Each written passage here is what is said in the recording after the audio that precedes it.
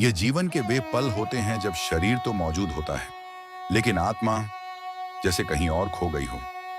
आप बातें करते हैं, काम करते हैं, इधर उधर चलते हैं, लेकिन अंदर ही अंदर एक अजीब सी बेचैनी बनी रहती है। एक ऐसी खामोश अशांति जो नींद से नहीं मिटती, जैसे जिंदगी एक विराम मांग रही हो ताकि वो सुना जा सके जो बहुत समय से दबा हुआ है। शायद आपने ऐसे लोगों के बीच मुस्कुराने की कोशिश की हो जो भीतर ही भीतर सिर्फ तूफान बोते हैं। शायद आप उन आदतों के आदी हो गए हैं जो धीरे धीरे चुपचाप आपको चोट पहुंचाती है, जैसे कोई धीमा झड़ जो जल्दी नहीं करता। और शायद अनजाने में ही आपने अपनी सबसे कीमती चीज, अपनी शांति या किसी गलत हाथों में सौंप दी हो।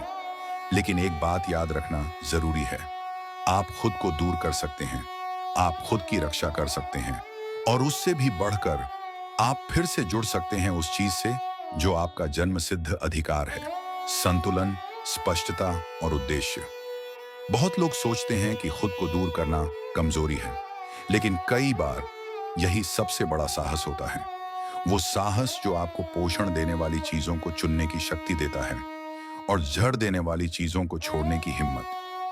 वो साहस जिससे आप उस जगह पर मौन ला पाते हैं जहां कभी केवल शोर था। वो साहस जिससे आप नहीं कह पाते हैं, उस अराजकता से, उन आदतों से, उस बोझ से जो आपका नहीं है, और हाँ कह पाते हैं उस हल्केपन को जो भीतर से उपजता है। हाँ आत्मज्ञान को, हाँ आत्म देखभाल को। यह यात्रा व्यक्तिगत है, लेकिन अकेली नहीं। क्योंकि जब आप उन चीजों से दूर होते हैं जो आपको चोट देती हैं, तो उन चीजों के पास पहुंचते हैं जो आपको ठीक करती हैं। और धीरे धीरे आप समझने लगते हैं कि समृद्धि का मतलब केवल चीजें जमा करना नहीं है, बल्कि वह है शांति जमा करना। ऐसे चुनाव करना जो समय आने पर शांति के फूलों में बदल जाए। दूरी बनाना भागना नहीं है, ये उस जीवन का सम्मान करना है जो आपके भीतर धड़क रहा है। कुछ जगहें आपकी ऊर्जा को चूस लेती हैं, कुछ आवाजें आपको दबा देती हैं, और कुछ दिनचर्याएं आपको भटका देती हैं। और जब आप इन सब के बीच बहुत ज्यादा समय बिता देते हैं, तो आप खुद पर ही संदेह करने लगते हैं कि आप असल में कौन हैं। यह प्रक्रिया बेहद सूक्ष्म होती है।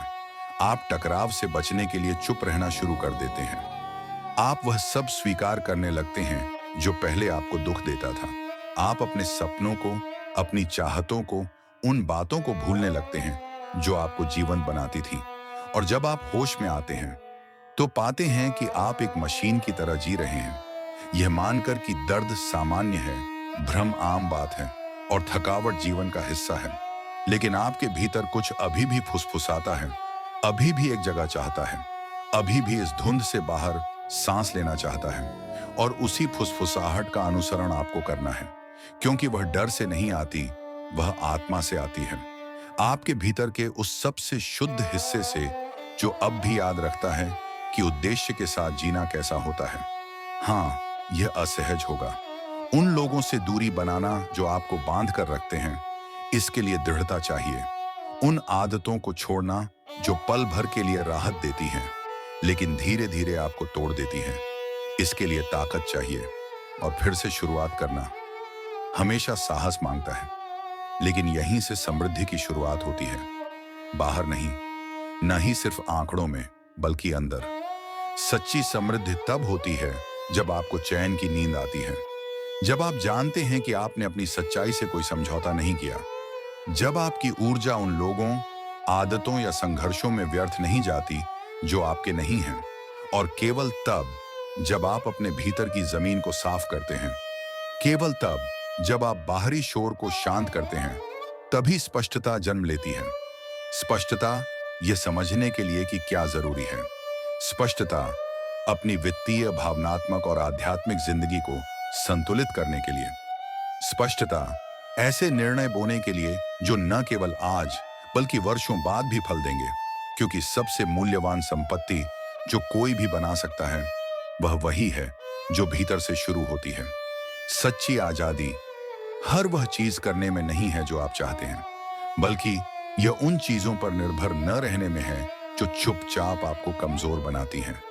यह तब होती है जब आप उन परिस्थितियों से दूरी बना लेते हैं जो आपको थका देती हैं, और आप धीरे धीरे अपनी सच्ची आत्मा के पास लौटते हैं, बिना मुखौटे, बिना जल्दबाजी के। आपको अब सब कुछ अकेले ढोने की जरूरत नहीं, न ही सबको खुश करने की, और न ही उन जगहों पर टिके रहने की जो आपको चोट पहुंचाती हैं। और इसी मौन के क्षणों में आप वह सब सुनने लगते हैं जो वास्तव में मायने रखता है। और तब समझ आता है कि संपन्नता का मतलब सिर्फ जमा करना नहीं, बल्कि विवेक रखना है। यह समझना है कि क्या आपके जीवन में बना रहना चाहिए और क्या अब जाने का समय आ गया है। इसलिए बचत सिर्फ पैसों की नहीं होती, ये ऊर्जा की होती है, आत्मा की होती है, समय की होती है। यह उस जमीन को तैयार करने जैसा है जहां आप शांति से अपनी जड़ें जमा सकें, शोर से दूर।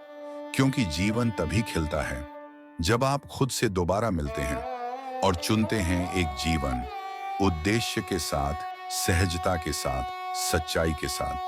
यही है असली दौलत।